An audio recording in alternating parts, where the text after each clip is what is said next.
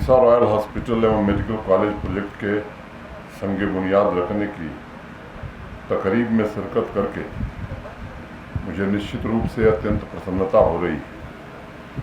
यह प्रोजेक्ट जम्मू कश्मीर के हेल्थ तथा मेडिकल एजुकेशन सेक्टर में प्राइवेट इन्वेस्टमेंट को बढ़ावा देने की जम्मू कश्मीर प्रशासन की कोशिशों के सिलसिले में एक अहम कदम होगा। श्रीनगर के आम नागरिकों को तथा अरीसा रॉयल हॉस्पिटल के मैनेजमेंट को मैं मुबारकबाद देता हूं तथा इस प्रोजेक्ट से वाबस्ता सभी साथियों को अपनी नेक ख्वाहिश भी पेश करता हूं। मुझे यकीन है कि इस प्रोजेक्ट को डेडलाइन के मुताबिक तय की गई तारीख तक पूरा करने की हर मुमकिन कोशिश की जाएगी। अभी प्रेजेंटेशन आपने देखा है। 160 कैनाल में फैले हुए इस हॉस्पिटल का उद्देश्य modern integrated health care facility निर्मित करना है। इस संभाग में नागरिकों को क्वालिटी हेल्थ केयर सर्विसेज उपलब्ध हो सकेंगी तथा मेडिकल कॉलेज में 100 MBBS की सीटों की कैपेसिटी भी बन सकेगी। जम्मू कश्मीर के तीव्र समावेशी और सतत विकास के लक्ष्य को प्राप्त करने के लिए पिछले 4 वर्षों में अनेक कदम उठाए गए और अब उनके परिणाम जमीन पर नजर आने लगे। आज का ये कार्यक्रम भी उसी परिवर्तन और परिणाम का संकेत दे रहा है। सबका जीवन स्वस्थ हो, सभी नागरिकों के जीवन में गरिमा सुनिश्चित हो, जम्मू कश्मीर अपनी जीवंत रफ्तार से शांति समृद्धि की ओर बढ़े, ये हम सब की एक कोशिश है। और मैं कहूँगा कि मेरी हर खुशी तेरे दम से है, मेरी ज़िंदगी तेरे गम से है, तेरे दर्द से रहे बेखबर, मेरे दिल की कभी ये मजाल है। प्रशासन ने कोशिश की है ईमानदारी से, पूरी ताकत से यहाँ की आवाम की बेहतरी के लिए। आज ये गौर करने वाली बात है कि मेडिसिटी के संकल्प को पूरा करने की दिशा में आज जिस 558.66 अप्रॉक्सीमेटली 559 करोड़ रुपए के प्रोजेक्ट की संग बुनियाद रखी गई है, वह मिली ट्रस्ट के हॉस्पिटल और मेडिकल कॉलेज के प्रोजेक्ट के बहुत कम समय बाद इसी ज़मीन पर दूसरी प्रोजेक्ट शुरू हो रही है।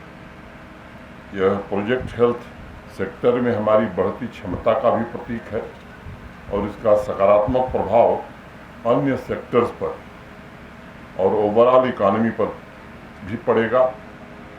अच्छी क्वालिटी का मेडिकल एजुकेशन और रिसर्च केंद्रित यह पहल विकास की प्रक्रिया को और आगे बढ़ाएगी।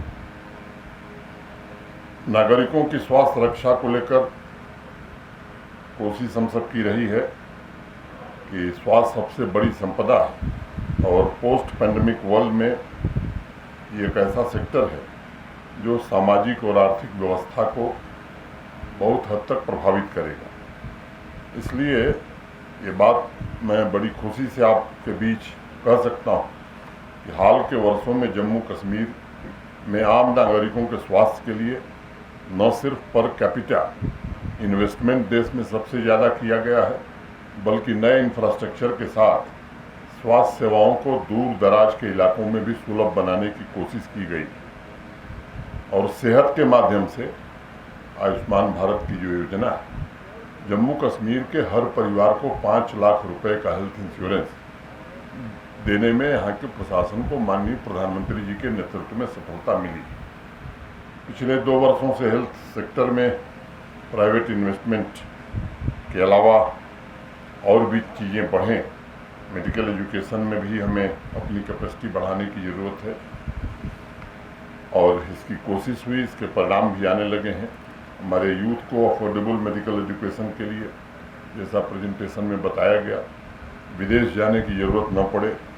इस लक्ष्य को प्राप्त करने के लिए जहां गवर्नमेंट सेक्टर में तो काफ़ी सराहनीय काम हुआ है। आज 7 नए मेडिकल कॉलेज, टर्शरी केयर की बात हो रही थी। मैं बताना चाहता हूं कि 2 एम्स, जम्मू का एम्स मोटे तौर पर फंक्शनल हो गया है। श्रीनगर या कश्मीर का एम्स जो अवंतीपुरा में बन रहा है, अगले साल वो भी फंक्शनल हो जाएगी। 2 कैंसर इंस्टीट्यूट ये माननीय प्रधानमंत्री जी के कारण ये संस्थान जम्मू कश्मीर को मिले हैं। सामान्य तौर पर देखा जाए तो इंडस्ट्रियलाइजेशन को गति देने में जम्मू कश्मीर काफ़ी हद तक अब सफल रहा है। टीम जम्मू कश्मीर की मेहनत और प्रतिबद्धता से अनेक पड़ाव हमने हासिल किए हैं। अनेक चुनौतियों को पार करते हुए वर्ष में इन्वेस्टमेंट सबसे ज़्यादा हो इसकी कोशिश की गई है। और जिस तरह का उत्साह मैं देख रहा हूँ, जिस तरह के प्रपोजल हमारे पास आए हैं, मैं पूरी तरह से आश्वस्त हूँ कि आने वाले दिनों में 75-80 हज़ार करोड़ के इन्वेस्टमेंट जम्मू कश्मीर में आएंगे। 5 लाख से ज़्यादा लोगों को रोजगार मिलेगा। पिछले अगर 2 वर्षों का मैं औसत निकालूं तो लगभग 6 इंडस्ट्री प्रतिदिन शुरू हो इसके प्रस्ताव जम्मू कश्मीर इंडस्ट्री डिपार्टमेंट को प्राप्त होते रहे हैं। मैं इन साथियों का भी आभारी हूं। ये जम्मू कश्मीर की विकास यात्रा में हमारे सहयात्री बनना चाहते हैं। जम्मू कश्मीर के नागरिकों को हम आश्वस्त करना चाहते हैं कि आपकी अपेक्षाओं को ध्यान में रखते हुए जम्मू कश्मीर प्रशासन पूरी सामर्थ्य से, पूरी निष्ठा से काम करेगा। इस साल मार्च में सभी नागरिक एक और बड़े बदलाव के साक्षी बने जब श्रीनगर में इमार ने अपना भूमि पूजन किया 10 लाख स्क्वायर फुट का माल बनाने के लिए।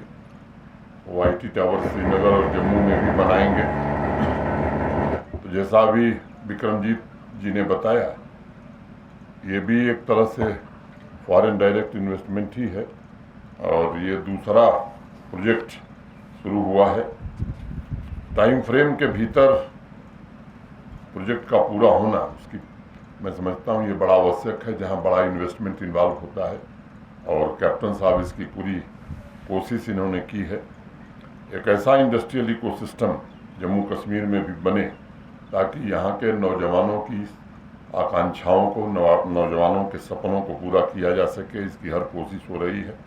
सामूहिक प्रतिबद्धता के साथ इस दिशा में काम भी हो रहा है और मुझे विश्वास है कि जम्मू कश्मीर को ये गौरव की नई ऊंचाई पर ले जाने में जरूर कामयाब होगा। आज सुबह से अगर मैं देख रहा हूँ तो आज 3 कार्यक्रम में मैं था। सुबह पंचायतों में कैसे गुड गवर्नेंस राष्ट्रीय स्तर के सेमिनार का आयोजन श्रीनगर में हो रहा है, मैं सुबह उसमें था। अभी मैं कश्मीर यूनिवर्सिटी से आ रहा हूँ सीधे यहाँ कार्यक्रम, इसके कारण मुझे थोड़ा विलम्ब हुआ। हैंडलूम और हैंडीक्राफ्ट सेक्टर के लिए इंटरनेशनल बायर सेलर मीट का आयोजन हमारे Jammu Kashmir trade promotion council ने किया है। और मैं समझता हूँ कि मुझे वहाँ बताया गया कि पिछले 25-30 वर्षों में शायद ये पहला आयोजन है। हमारे जो वीवर्स हैं, ख़ास तौर से हैंडलूम और हैंडीक्राफ्ट सेक्टर में काम करने वाले जो लोग हैं, उनको सही कीमत मिल सके, उनके घर में भी सुख और समृद्धि आए, इस दिशा में ये कदम बढ़ाया गया है। 3 अलग अलग सेक्टर्स के कार्यक्रम, अलग अलग संकल्प, अलग अलग अपेक्षाएं, ये हमारी रफ्तार को ही नहीं दिखाती हैं बल्कि समावेशी और सर्वस्पर्शी विकास हो, इस कोशिश को भी प्रमाण देती हैं। जितने भी कदम उठाए जा रहे हैं उसके पीछे एक ध्येय है कि लंबे समय तक हम अन्य राज्यों से कई मामलों में पीछे रहे, लेकिन अब हर संभव कोशिश की जा रही है जम्मू कश्मीर की तरक्की की ज़रूरतें पूरी हो सकें, नौजवानों को बेहतर भविष्य मिल सके। और ये सुनिश्चित करना आज बड़ा आवश्यक है कि युवाओं के लिए रोजगार के पर्याप्त अवसर हों, वह उसका पूरा फायदा उठाकर राष्ट्र निर्माण में अपना योगदान दे सकें। जम्मू कश्मीर आज पूरे देश में नहीं बल्कि दुनिया में मैं कहूँ कि बदलाव के संकेत दे रहा है। एक सेक्टर में लिखी जा रही विकास गाथा से कुछ लोग घबराए भी हुए हैं। हमारे नागरिकों को ऐसे लोगों को पहचानने और उनसे सावधान रहने की ज़रूरत है, क्योंकि मैं मानता हूं कि शांति में ही भविष्य की समृद्धि छिपी हुई है। और अगर शांति नहीं होगी तो न विकास हो सकता है न समृद्धि आ सकती है। और इस शांति में जो लोग खलल डालने की कोशिश कर रहे हैं, आप समझ लीजिए कि वो आपके हितैषी नहीं है, आपके बच्चों के हितैषी नहीं है, न जम्मू कश्मीर को हितैषी हैं। और इसलिए मैं आप सबसे निवेदन करूंगा कि जम्मू कश्मीर दुनिया के आकर्षण का केंद्र बने, इसकी पहली अनिवार्य और अपरिहार्य शर्त है शांति, पीस। तभी सब कुछ हम हासिल कर सकते हैं। इसमें आप सबका भी सहयोग, हमारे पुलिस फोर्सेस के लोग, प्रशासन के लोग हर कोशिश कर रहे हैं, लेकिन जब तक आवाम इसमें शामिल नहीं होगी ये पूरी तरह से स्थापित नहीं हो सकता है।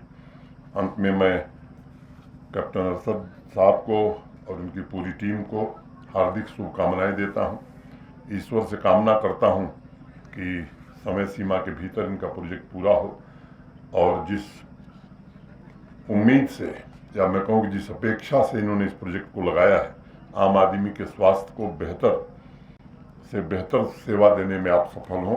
अंत में दो पंक्तियां कह के अपनी बात खत्म करूंगा कि तसव्वुर एक नए एहसास की जन्नत में ले आया, तसव्वुर एक नए एहसास की जन्नत में ले आया, निगाहों में कोई रंगीन चेहरा मुस्कराता है, जमीन ने फिर नए सर से नया रफ्ते सफ़र बांधा, जमीन ने फिर नए सर से नया रफ्ते सफ़र बांधा, खुशी में हर कदम पर आफताब आंखें बिछाता है, हजारों ख्वाहिशें अंगड़ाइयाँ लेती हैं सीने में, जहाने आरजू का जर्रा जर्रा गुनगुनाता है, जहाने आरजू का जर्रा जर्रा गुनगुनाता है। बहुत बहुत धन्यवाद। जय हिंद।